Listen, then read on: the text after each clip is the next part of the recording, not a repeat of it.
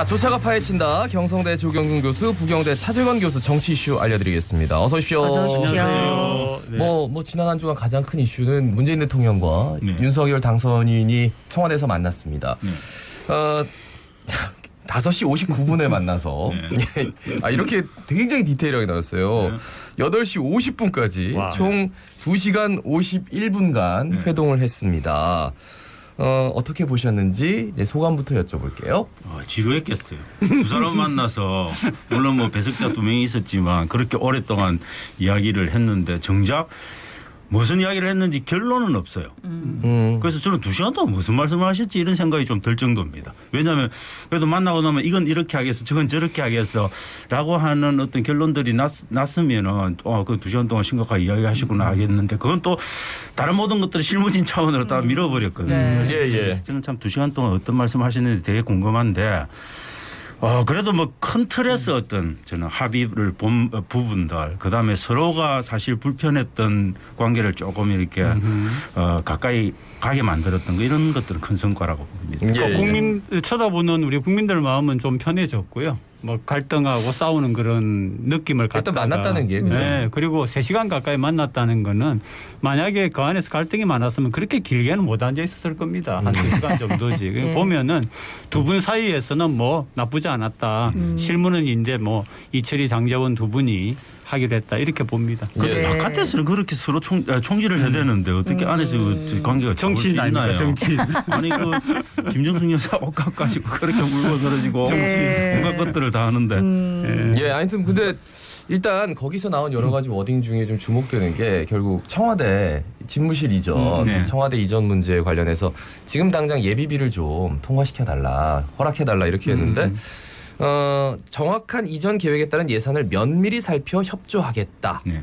지금 정부는. 그건 뒤끝이 있는 거죠. 요게 이거는 이제 어느 정도 협의가 됐다라는 사람이 있고, 네. 예, 요거 끌 거다 하는 조건부다라는 사람도 있고 이게 안 됐던 거다라는 사람도 있고 이거 어떻게 보세요? 저는 조건부에 가깝다. 그런데 뭐 실무적 차원에서 검토해서 되면 해주겠다. 그렇지만 대단히 무리한 부분들은 받아들이기 어렵다. 그리고 그 496억의 예산도 제대로 짠 건지 꼼꼼히 살펴서 하겠다. 뭐 이런 더 필요하면 더 요청해라. 그런데 그것도 합리적인 요청이어야 된다. 저는 뭐 이런 톤으로 읽어야 되지 않을까 싶습니다. 근데 그거를 어떻게 보느냐의 차이인데 네. 그렇게 이야기해야 되는 거 아니에요? 뭐 원하는 대로 맞죠, 해주겠다라든지 그렇게 하는 것도 무책임한 거 그렇죠. 아닙니까? 네. 왜냐하면 지금까지 그렇게 뭐 찬성하는 입장이 아니던 현재 대통령께서 예. 그래 뭐 좀 살펴가지고 꼭 필요한 거는 해드리겠다 이렇게 하는 게 정상이 아닌가 싶어요. 어떻게 보면 대단히 원론적인 네. 말씀이라고 볼 수도 있죠. 그 원론적인 말씀이라는 말씀에 진짜 공감하는 게 이 이상 더한 어떤 답을 할 수 있을 것인가. 뭐 추경과 네. 관련해서는 계속 논의하겠다. 네네. 그거는 논의하겠다. 추경도 이제 근데 뭐 추경이야 대통령이 하고 싶어도 홍남기 경제부총리가 막으면 못 하는 건데 네. 뭐 당선인이 하고 싶어도 막으면 못 하는 거죠. 그거는 우리나라 기획재정부가 갖고 있는 정말 대단한 권력인데 네. 그걸 뭐 어떻게 하겠습니까? 그러니까 대통령 입장에서도 그 정도 이야기하는 수밖에 없을 거다. 근데 추경은 뭐 쉽지 않죠. 왜냐하면은 추경 문제는 되게 심각한 게 그냥 50조 달라 하면 국채 30조 발행하고 20조 아껴서 주면 줄 수도 있어요. 그런데 이건 아예 주는 방식을 살 깎아서 달라는 거 아닙니까? 네. 전부 다 지금 구조조정해가지고 달라는 건데 50조를 구조조정해서 가져올 수 있다면 제가 묻고 싶은 건 국회의원들이 지난해 예산 다 어떻게 쓸데없는 거 짰냐. 50조 예. 넣어놨다는 거 아닙니까? 그걸 스스로 그렇게 자인하는 방식으로 가면 안 되죠.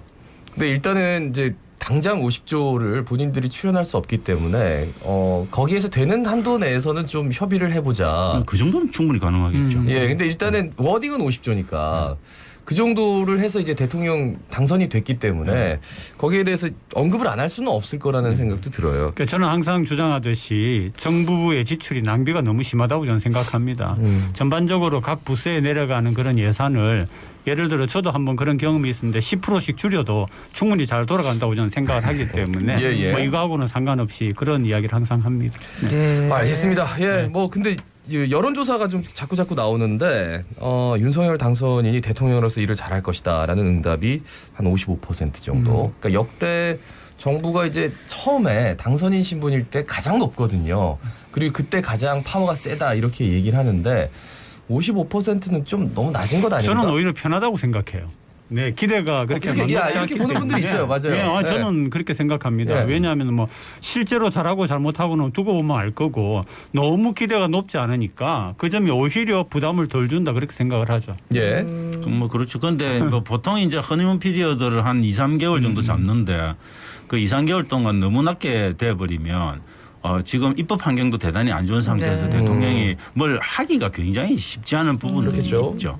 근데 뭐 근데 되게 주요한 아젠다들이 있지 않습니까? 특히 10조 추경 같은 네. 그런 것들은 대단히 주요한 아젠다들인데 그런 네, 것들이 네. 좀 힘을 받으려면 한 60, 70% 이상의 지지를 받는 강력한 대통령을 의식할 수밖에 없는 뭐 기재부 이런 것들이 그림이 만들어져야 되는 거죠. 예, 예. 아니 이게 이제 조경 교수님 기대가 낮기 때문에 오히려 편할 거라고 하셨는데 그래서 너무 편하게 할까봐 그것도 걱정인데. 근데 그게 이제 국회와 그 권력의 중심과의 관계하고 그다음에 이제 행정부의 관계는 좀 다르다고 생각합니다. 어떻게 다뤄 나갈 거냐, 어떻게 조정할 거냐는 방식이 다르기 때문에 한번 두고 보죠, 뭐. 네. 예, 예.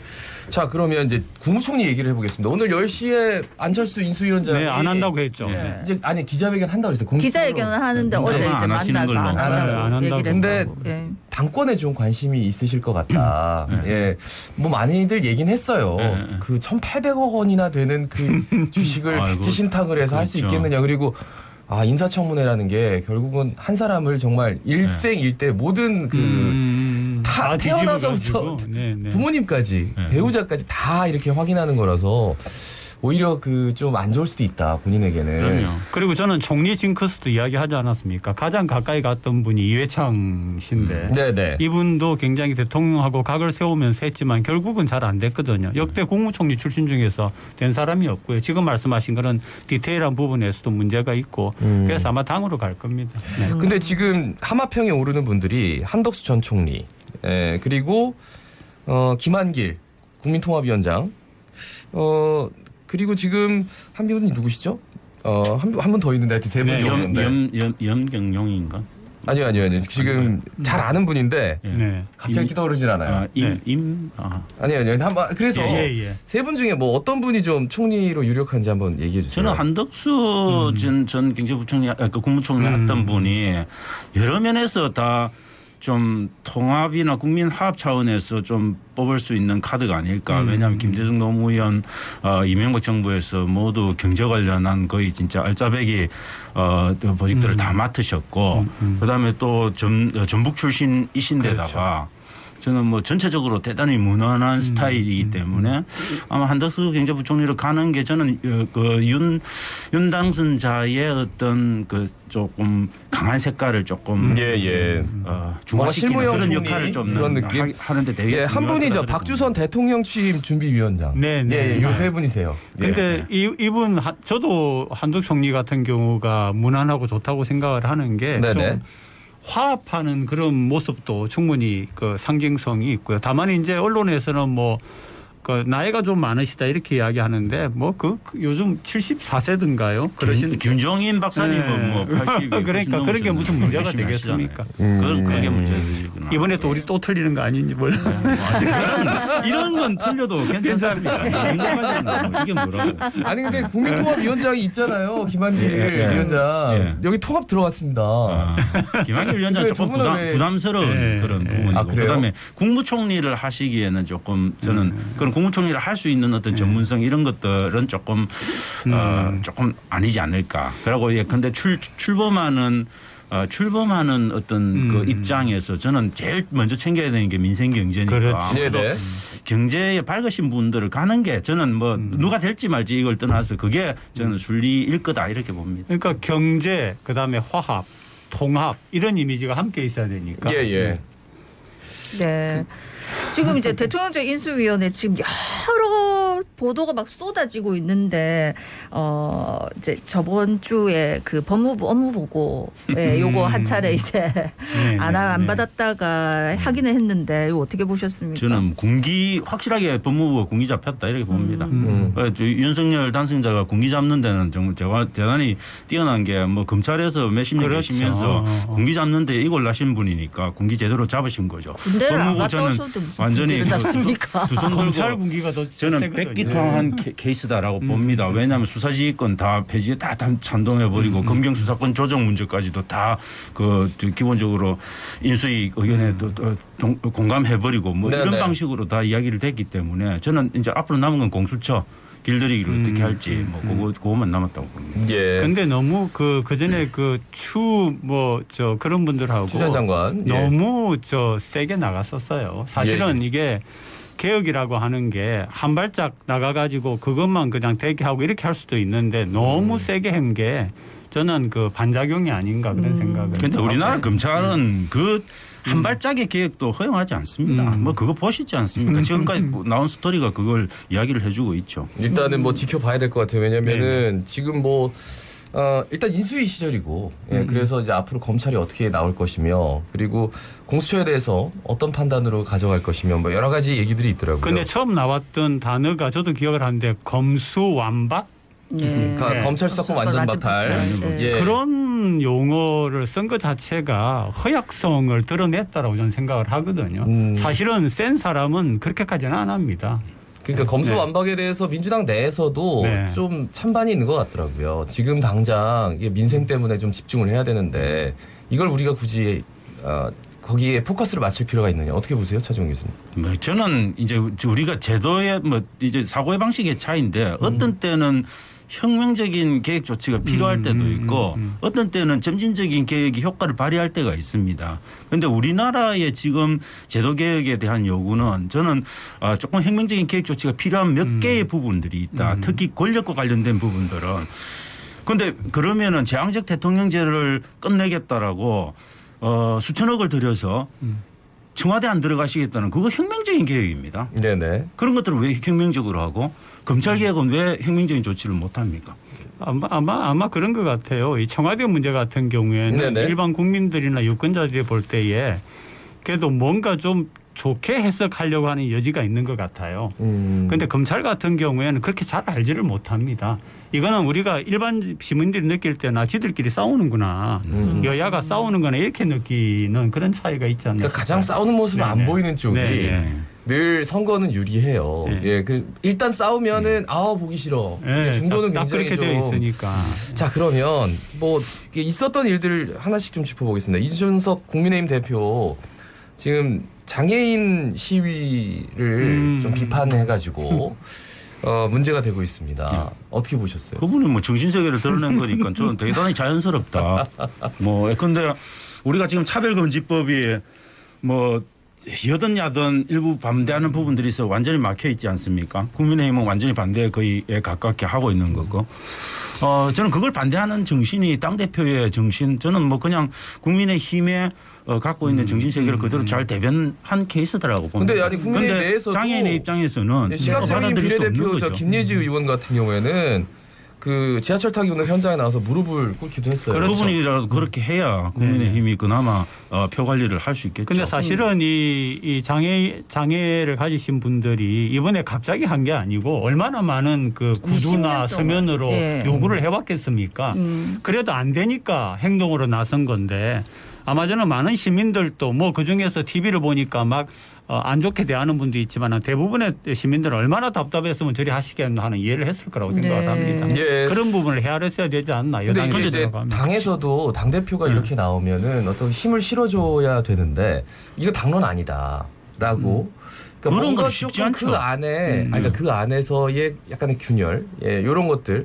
그러니까 정말 지방선거를 앞두고 이런 것들이 지금은 아주 작은 미세한 그 금 같은 느낌이지만 아마 권력 다툼이 있을 거예요. 그런 당내에서. 것들이 이제 네. 점점점 커지지 않을까. 저는 뭐 예상이 당연히 네. 있다고 봅니다. 왜냐하면 안철수 그 인수위원장이 네. 기본적으로 당으로 간다는 이야기는 그거는 이준석 당대표와의 엄청난 권력 대표직을 두고 권력 투쟁이 일어날 가능성이 있다. 뭐 이런 것들을 보여주는 거고 그 안에서 벌써 이준석 대표의 지금 사실 뭐 냉정히 말하자면 이준석 대표 말해봤자 다른 그 국민의힘 국회의원도 신경 안 쓰는 분위기까지 사실은 갔다라고 봐야 되는 거죠. 제 개인적인 생각으로는 이준석은 옛날에 이준석이 아니다. 그렇게 냉정하게 보는 게 낫지 않을까. 이준석 대표가 저렇게 나오는 거는 그나마 자기를 밀어줬던 2030의 마지막 남은 애정 그거에 대한 어떤 제가 볼 때는 환기 효과를 자꾸 만들려고 오버액션을 하시는 측면이 좀 있다고 봐야 되는 거죠. 근데 그건 자기의 저는 위기 상황을 그대로 잘 대변해주는 행동이다. 그렇게 오히려 이렇게 얘기가 나올수록 예. 근데 분명한 거는 이준석 대표가 당내 장악을 하고 있지는 못하는 거니까요. 근데 이 전당대회 남지도 않았는데 인수위원장이 이제 당권에 도전하겠다라고 선언을 하면 그러면 이제 미래의 당권을 가질 사람과 현재의 당권을 가진 사람이 과연 공천권은 어떻게 행사하느냐. 그것도 또한 지금 굉장히 좀 주목되는 것 근데 같아요. 이렇게 보면은요, 현재 이제 그 국힘에 국회의원들이 있는데 그 국회의원들이 이준석 대표를 우리의 진정한 리더로 생각하고 존중하면서 따라가려고 하는 사람이 과연 얼마나 있느냐 하는 걸 냉철히 보면은 답이 나오지 않나 싶어요. 지방선거 저는 안철수 위원장의 힘 그걸로는 헤쳐나갈 수 없다고 봅니다. 그걸 밀어주는 윤 당선자 계열의 정치 세력의 어떤 지원 이거 없이는 힘들겠죠. 그런데 저는 아마 윤 당선자의 어떤 지지 세력하고 안철수 인수위원장의 어떤 세력 간의 결합을 통해서 이준석 대표를 축출해내는 방식 이 방식이 그냥 그릴 수 있는 가능한 그림이 아닐까. 그러니까 정치에서 가장 중요한 결정 요소는 현재 권력입니다. 네. 그러니까요. 현재 권력. 네. 그러니까 현재 자 권력입니다. 그럼 지방선거 얘기를 해보겠습니다. 아직 선거구 획정 안 돼가지고요. 뭐 일선에서는 예비 후보들 특히나 인지도가 좀 떨어지는 후보들은 그냥 발을 동동 구르고 있습니다. 기초의회 같은 게 특히 그렇죠. 예. 벌써 세 달이나 네. 원래 제출해야 되는 날짜 세 달이나 지났고 제가 볼 때는 상당히 어려울 거다. 네. 아주 극적인 그런 전환의 계기가 없이는 합의를 이끌어내기는 굉장히 어렵다. 왜냐하면 정개특위가 지금 몇 가지 쟁점을 갖고 지금 충돌하고 있기 때문에 대단히 어렵다. 특히 중선거구제 같은 거는 지금 우리가 2명에서 4명까지 뽑게 돼 있는데 네네. 사실 3명 뽑는 데가 거의 없습니다. 그렇죠. 민주당은 그런 것들을 좀 느리자는 거고 그게 안 된다라고 주장하는 건 국민의힘이기 때문에 그거 대단히 어렵고 정의당은 뭐 당연히 느리기를 원하겠죠. 중대선거구제 가지고 이야기를 하는데 이런 부분들이 저는 있고 그다음에 또 선거구 획정이 2018년 6월 달에 저희들이 그게 났지 않습니까? 그 헌법재판소 3대1 판결이 나가지고 이거 지방선거 할 때 다 고쳐야 되는데 그 그렇죠. 과정이 쉽지 않습니다. 왜냐하면 기초의회 선거구 획정하고 광역의회 선거구 획정이 같이 맞물려서 돌아가는데 그 쪼개기가 대단히 쉽지 않은 거죠. 진짜 쪼개기 힘들 것 같아요. 네, 굉장히 쉽지 않습니다. 여기는 이만큼 여기까지는 중대선거구인데 시의원 선거구는 또 이렇게 쪼개지고. 그렇죠. 근데 그게 합치돼야 됩니다. 그렇죠. 그게 맞아야 되는데 되기 쉽죠. 그거 정말 근데, 너무 힘들 것 같아요. 근데 민주당으로서는 이제 최대한 협상을 해보고 3월 말일자로는 단독 처리라도 하겠다라고 일단 말은 했었습니다. 우리가 기억하지 않나요? 그렇죠. 확인해야죠. 3월 말인데요. 근데 진짜 만에 하나는 네. 완전히 유연적인 상황에서 지방선거가 치러질 가능성도 있다. 아예 선거구 획정이 제대로 안 된 돼서. 네. 근데 역대 그러면 이제 진짜 대혼란이에요. 그럼 안 역대 되죠. 보니까 선거구제는 한 번도 합의를 안 한 적이 없더라고요. 그렇죠. 마지막 네, 순간. 네. 다 했죠. 마지막 순간 했는데 이번에는 어찌 될지 모르겠어요. 그런데 어쨌든 간에 나오는 사람도 그렇고 찍을 사람도 그렇고 완전히 오리무중이죠 지금. 그러니까 네. 부산 같은 경우에 한번 얘기를 들어볼게요. 지금 그 국민의힘 쪽은 예비 후보가 넘쳐나는데 네. 민주당 쪽은 좀 인재난을 그렇죠. 겪고 있다. 네. 또 그런 얘기도 있어요. 지금 뭐 대선의 흐름 자체에 대해서 어쨌든 대선 이후에 지선이기 때문에 국민의힘 쪽이 유리하다. 네. 근데 윤풍이 조금 이전보다는 줄어들고 덜 있죠. 불고 있다. 뭐 이런 얘기도 있고. 그래서 밑에서부터는 약간 민주당의 분위기가 조금 바뀌고 있는 느낌. 그래도 해볼 만하다. 한번 해보자. 뭐 이런 분위기가 조금 형성은 되는 것 같습니다. 그런데 그럼에도 불구하고 이제 기본적으로 국민의힘이 갖고 있는 강한 그 강한 인력 좀 인력군을 참 벗어나기는 어렵다고 보죠. 그래서 그런지 몰라도 뭐 윤당성자가 뭐 조만간 뭐 전국을 한번 돈다는 그런 얘기도 한번 있었죠. 지역을 쭉 돌겠다라고 하는 것도 그냥 뭐 인사차례 도는 게 아니라 아마 지방선거도 염두에 둔 게 아닌가 하는 그런 생각이 들더라고요. 예. 뭐 국민의힘도 그렇고 지금 더불어민주당도 그렇고 지선에서는 뭐 다 위기다 지금 이렇게들을 평가를 원래 많이 정치는 자꾸 하시더라고요. 위기라고 그러고 그렇죠. 그렇게 호소를 해야지 그래야 더 표가 움직이는 것 같아요. 근데 이제 박형준 부산시장 재선에 도전하는데 이게 할 것 같은데 이게 아무래도 이제 재판이 이게 원래 1심 선거 6월 지방선거 이후로 이게 전에 될 걸로 갔는데 연기됐다 하더라고요. 연기가 예. 확정된 겁니까? 뭐 저는 6월 그러던데? 이후로 그러니까 예. 지방선거 연기 이후로 이야기가. 선거를 한다고 그러더라고요. 야, 일심 그러면은 선거를. 머리가 계산식이 엄청나게 복잡해지는 거죠. 차라리 결론이 나버리면 쉬운데 네. 그렇게 되면은 이제 야 만약에 만에 하나 그 판결에서 유죄 판결이 났다. 그러면은 사실 다시 재보궐선거를 해야 되는데 재보궐선거에는 국민의힘은 낼 수 없잖아요. 네. 그렇게 되면 이건 근데 일단 대형 박형준 이슈죠. 지금 부산시장의 행보를 보면 어쨌든 넘사벽이에요. 다른 네. 후보들이 그 그렇죠. 국회의원들 특히나 나오고 싶어하는 국회의원들이 네. 다 고사했거든요. 그래서 거의 그러니까 원사이드로 가는 건 아니냐 이런 예상은 나오고 저도 있거든요. 그렇게 봅니다. 그렇게 네. 보는 게 뭐 워낙 윤 당선자하고의 어떤 관계도 되게 그렇죠. 좋고 친분도 뭐 그다음에 대단하더라고요. 인수위에도 뭐 중요한 포스트들이 다 네. 가 있고 그런 상태에서 저는 당 안에서 그분을 뭐 어떻게 찍어낼 방식은 되게 없을 거다. 근데 크게 볼 때는 현 시장의 고민이라기보다도 국힘의 고민이겠죠. 만약에 당의 어떤 고민? 여차하는 네. 일이 생겼을 경우에는 그렇죠. 고민이겠죠. 네. 알겠습니다. 오늘 말씀 여기까지 듣고요. 아유 지금 한마디 마지막으로 남긴다면 지금 열심히 뛰고 있는 우리 예비 후보들 힘내십시오. 예. 너무너무 힘들어하시더라고요. 그렇죠. 아니 예. 선거구 획정이 안 됐으니까 네, 답답하게 참. 됐습니다. 오늘 수고 많으셨습니다. 네, 고맙습니다. 고맙습니다. 예, 경성대 조경 교수, 부경대 차재권 교수였습니다. 네. 항상 이 조차가 파헤친다 할